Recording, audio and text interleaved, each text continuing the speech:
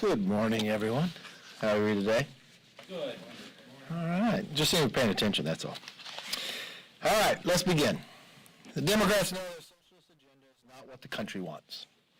That is why they are moving to dismantle our institutions to hold on to their own power. We watched the chairman of the House Judiciary, Jerry Nadler, was at the Supreme Court pushing to add 4 more justices to the bench, upending a framework that's been in place since 1869. Yesterday, it was reported 100 Democrats to have signed a letter urging the Senate Democrats to abolish the filibuster. In essence, the Democratic Party is pushing to silence the voice of millions of Americans. And today, the House Democrats are moving on D.C. statehood, another ploy to consolidate power so they can jam through socialist policies like the Green New Deal, court packing, and defunding of the police. They are not even denying that that is their objective. If you watched Congressman Raskin, he is on record saying this: there is a national political logic for D.C. statehood too, because the Senate has become the principal obstacle to social progress across a whole range of issues. That doesn't exactly support the representation argument that some try to falsely state. Make no mistake, H.R. 51 is just Democrats' latest attempt for a power grab.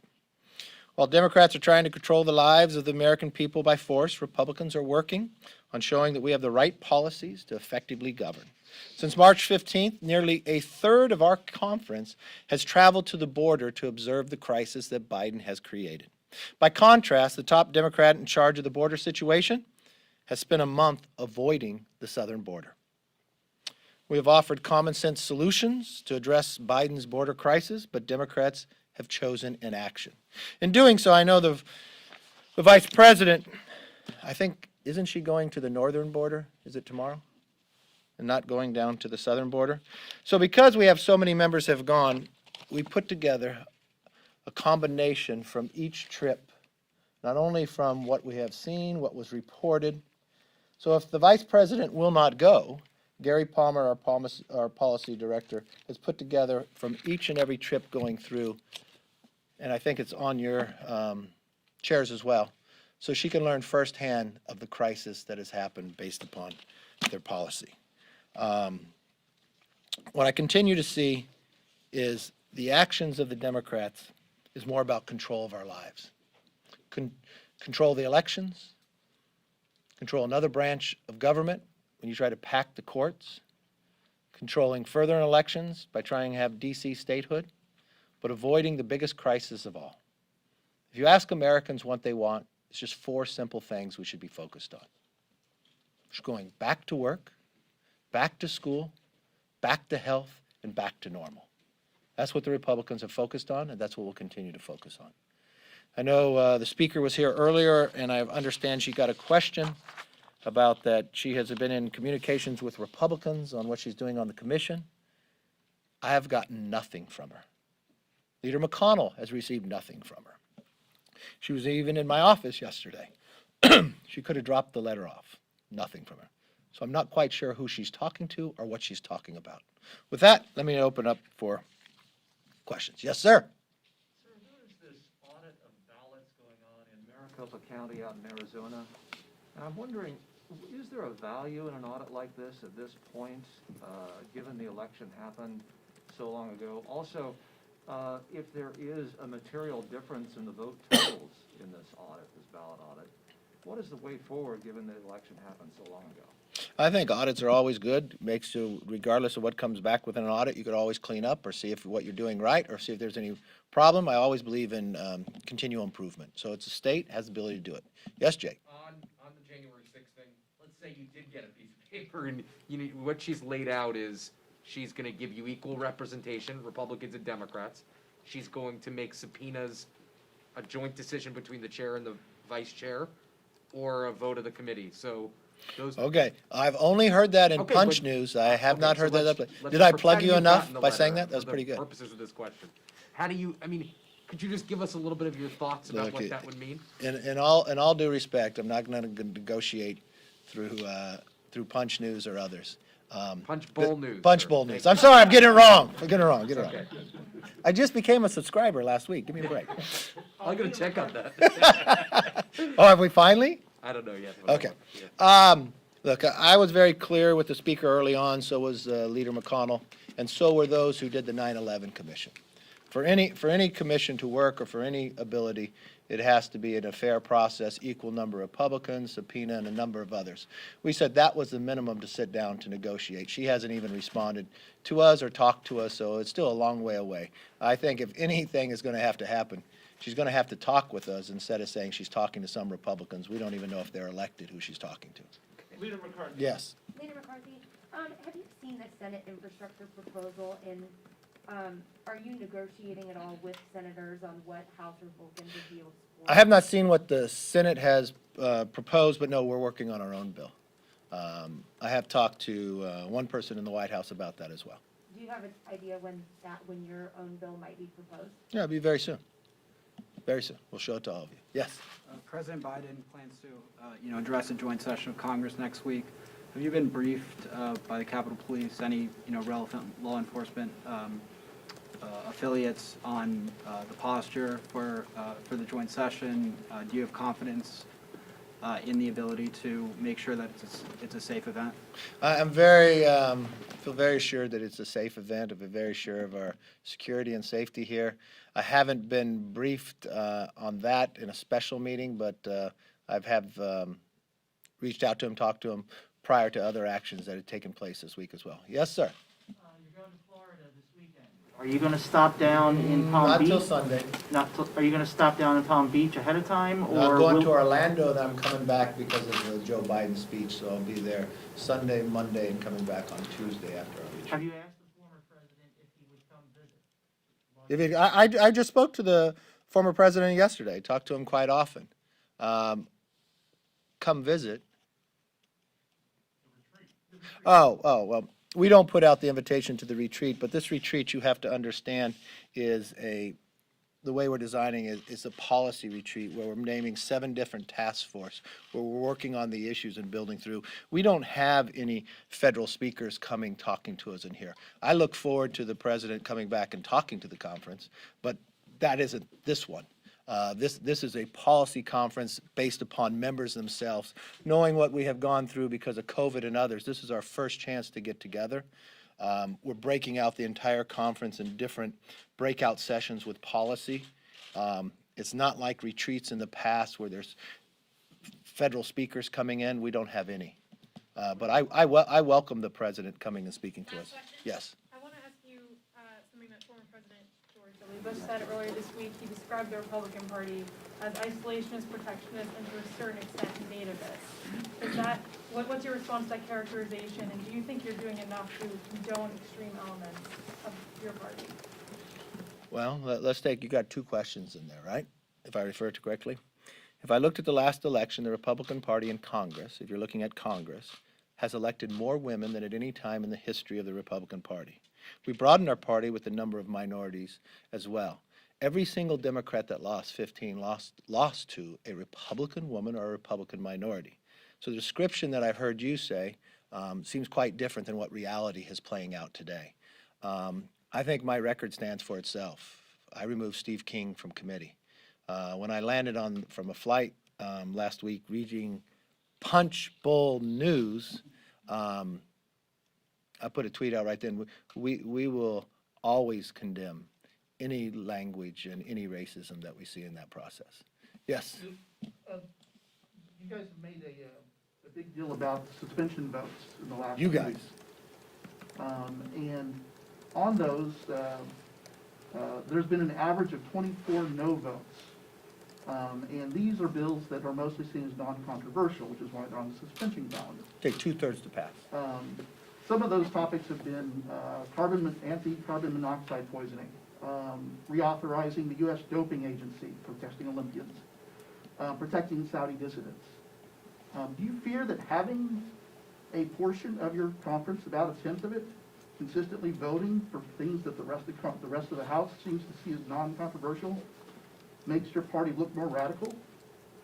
No, I think you're misinterpreting what the argument is about, because your first place is you're saying that suspensions votes have become controversial because members of Congress have asked for the vote. Many of them who ask for the vote actually vote for the bill. They just want to be able to have a vote instead of a voice vote. I don't think that's controversial that members get elected to Congress and are expected to be here and actually vote. So that's not controversial. That's where you're misconstruing. In any given suspension votes, there's always some who vote for it and some who vote against it. But suspension votes normally come out of the committees that could actually pass, and it takes a 2/3. You can't amend it and others. But you need to speak to each person individually. Sometimes it comes about funding. Is it too much money? Sometimes about something else. There's always a rationale and a reason behind it, but I think you're misconstruing what the controversy is. The controversy is, should a bill pass the floor of the House by a simple voice vote? But if you're elected, should you actually vote on the bill itself? And that's where people have a difference of opinion in some within my conference. The average no vote for Democrats have been less than 1. Well, let's see. The average Democrat vote, the Democrats are in the majority. They control the committees. They set a rule that no bill up until April go through committee, so they're pretty much writing it. So I don't see a problem. A bill can have a really nice name, but if you ever read through a bill itself and you give all the power to Democrats, I think there'd be a lot of no votes. Yes, you've been very eager today. Do you think the Capitol Riot Commission should look at political violence more broadly, even events that had nothing to do with what happened here on January 6th? I think there's a lot of things that happen. It's not just on January 6th. We had on Good Friday an officer get killed. I think if you're going to have a commission, you should look at the whole broad spectrums. We just went through a whole summer of riots throughout this city. We should grasp that as well. Yes? Sir, do you have any idea who is going to give the Republican response? Yes. Can you tell us? No. Can you give us a hint? No. Are you just a House member? How its selection goes, the leader in the Senate, the Republican leader in the Senate, and the Republican leader in the House work together, and we selected the person more than a month ago. Yes. Mr. McCarthy, you said that you spoke yesterday with the former president. What was the gist of that conversation? Oh, I talked to him on the phone. We talk quite often. I was talking, he was just on television the night before. I was keeping him an update. Julia Letlow had gotten sworn in just a few days prior. You know, that changes the outcome of the percentage of votes that you need on the floor. He was very instrumental in helping her win in a primary where the Democrats did not. Because in Louisiana, you have these jungle primaries. And we actually won the race earlier. And Julia Ledlow, her husband Luke had won the seat and caught COVID and passed away before being sworn in. She is an amazing individual. Her background, PhD, when it comes to education and agriculture. And in the polls, 12 people were running. It's almost mathematically impossible to win this in a primary. And her polling was about 41%. And I had talked to the president prior, and it was about 2 weeks away before the election.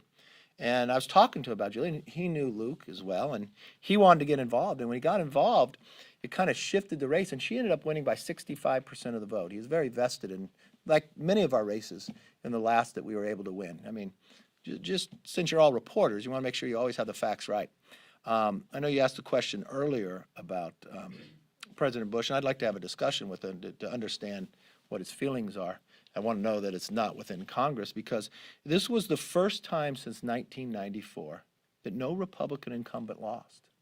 Not one Republican incumbent lost. There's only been 2 times in history that the party in power that have the White House lose the White House and actually gain seats. 1892 and 1992. Both times they won the majority 2 years later. There's more than 152 million votes for Congress. And the Republicans were 31,751 votes short of being in the majority. Now, put that with everything and all the questions you asked me the month before the election.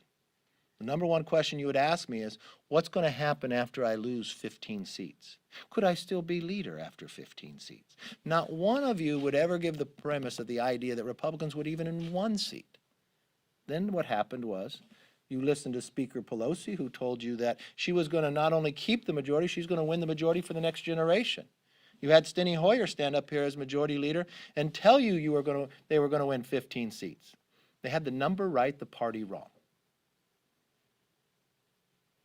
So I think history is a little different here. And I think what you're seeing coming out of the floor of this House, that they understood what happened in that last election. They understand what's going to happen in the next one.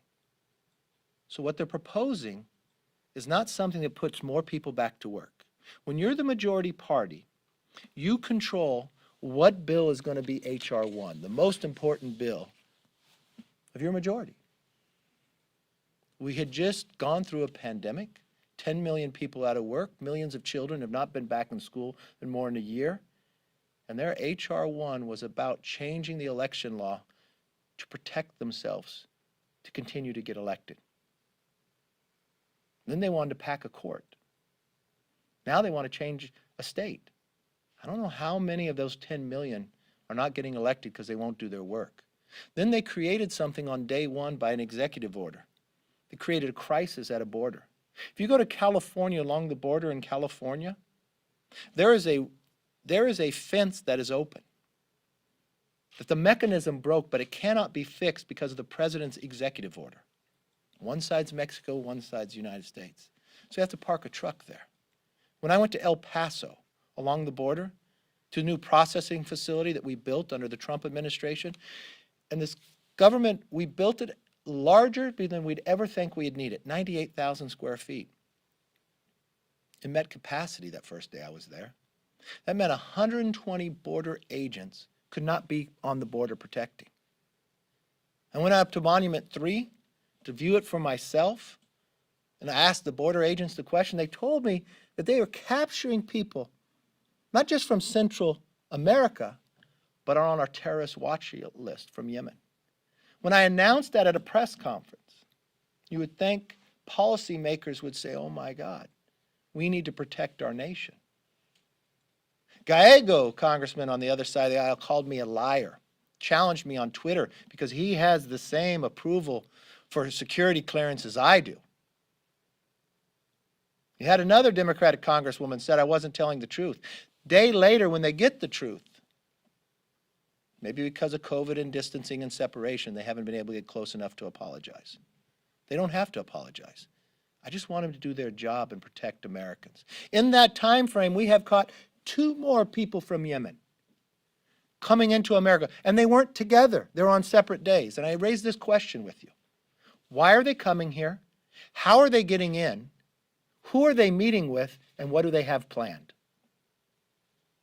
That has nothing to do with changing the election law to control whether I can get reelected. It has nothing to do with pack the court so they won't find what the laws I passed unconstitutional. It happens to do with the security of this nation. And if the president won't even meet with us about the crisis, but he puts his vice president in charge and the vice president refuses to even go see it, we'll send her firsthand for those who take their job serious and believe in the security of this nation. One terrorist here is too much. I hope you all have a great weekend.